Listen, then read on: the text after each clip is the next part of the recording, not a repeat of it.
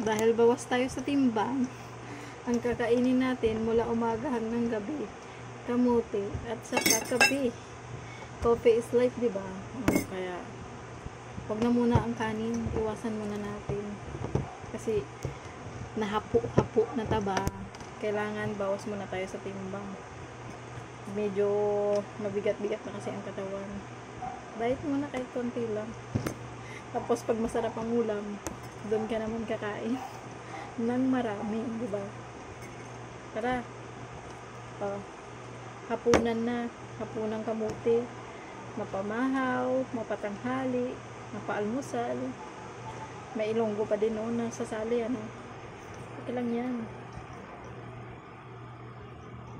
Kamote is life. Coffee is life din. Minsan lang din kasi to pag nakachamba ka ng kamote na masarap-sarap. Kaya kamote na muna tayo. Tara, kain tayo guys. Kamote at saka coffee ang aking hapunan. Okay na to. Masarap na din.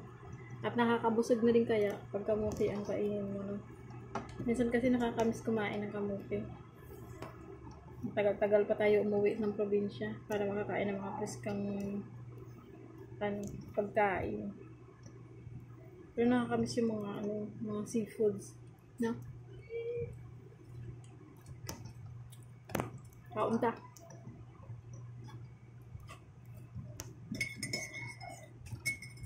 Kape lang tsaka kamote muna.